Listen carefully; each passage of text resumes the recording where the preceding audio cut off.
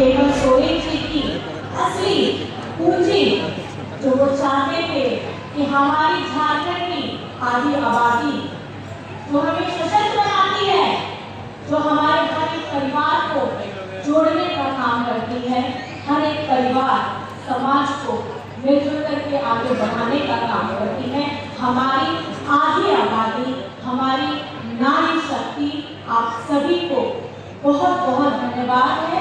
और उसके साथ क्योंकि आज ये अभी जो अवसर चल रहा है, आज मैंने पीछे होर्डिंग में देखा तो यही देखा कि 30वीं किस्त, पहली किस्त रक्षाबंधन, दूसरी किस्त करम पूजा और तीसरी किस्त नवरात्र पूजा, दुर्गा पूजा। तो कहीं ना कहीं ये महिला योजना झारखंड में हर महीने एक उत्साह का माहौल, एक पर्व का माहौल।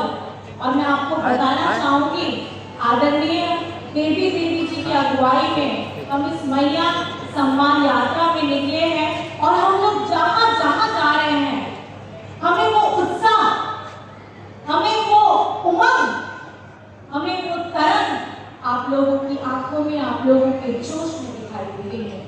और यही हेमंत सोरेन जी चाहते हैं कि आप लोग मजबूत रहिए, मानसिक रूप से, शारीरिक रूप से, आर्थिक रूप से। ये सम्मान राशि महज एक राशि नहीं है, ये हमारी आधी आबादी की पहचान है, हमारी आधी आबादी का आत्मविश्वास है, जो इस झारखंड में, झारखंड बनने के बाद पहली बार है कि किसी झारखंड के आपके अपने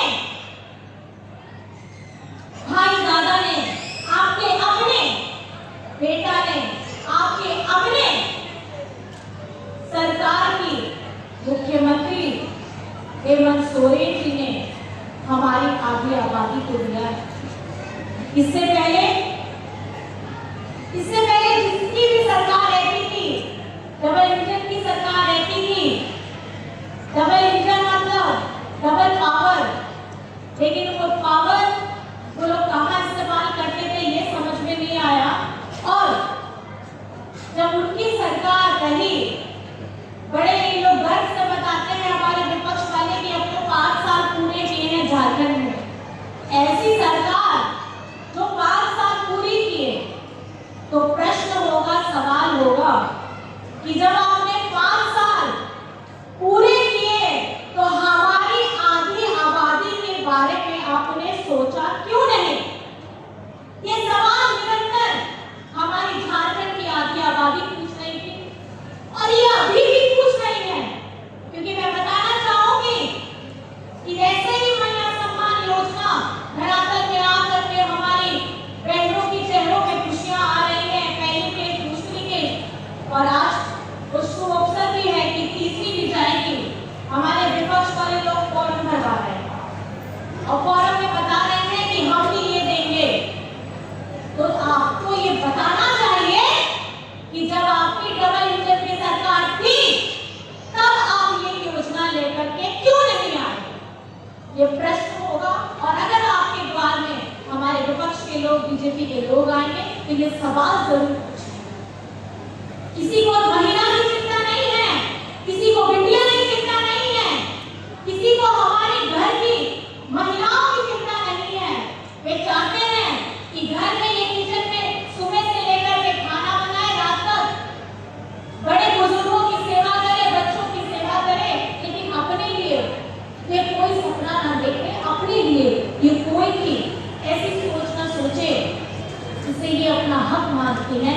लेकिन आपका हक है, जब आप आधी आबादी हैं तो आपका हक है, और आपके हक को देने का काम किया है हमारी महागठबंधन सरकार की अगुवाई कर रही झारखंड के मुख्यमंत्री आपके बेटे, आपका दादा ने।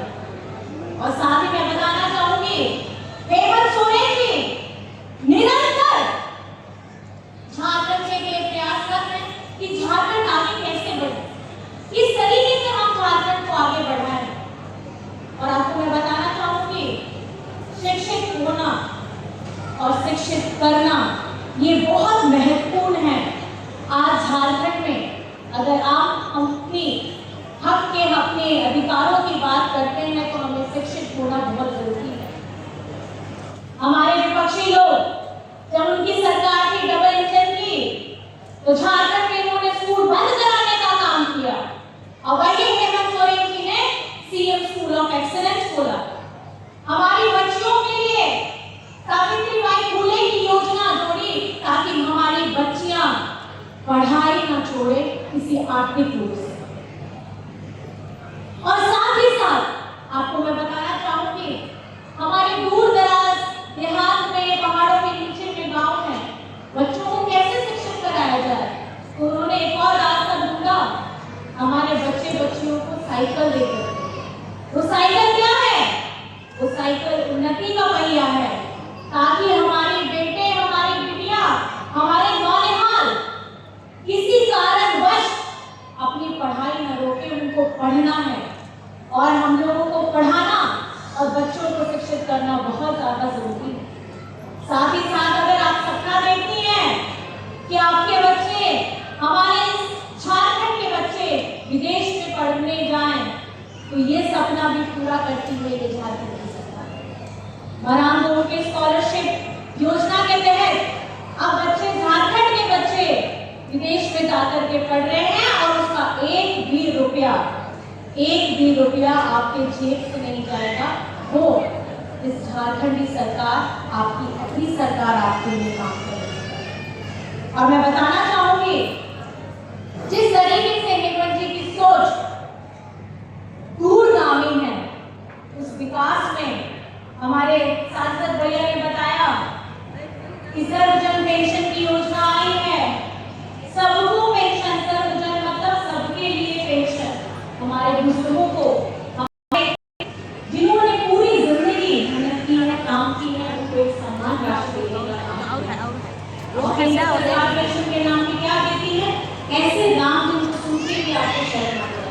लेकिन झारखंड में चाहे अब वो आवास देने की बात हो, चाहे सर्वजन पेंशन की बात हो, सावित्रीबाई फुले की बात हो, बिरसा हरित ग्राम योजना में तो मैं आपको बताना चाहूंगी कि अगर आप महिलाएं गर्भवती है, अगर वृद्धा है या अगर दिव्यांग है उनके लिए बिरसा हरित ग्राम योजना बहुत लाभ।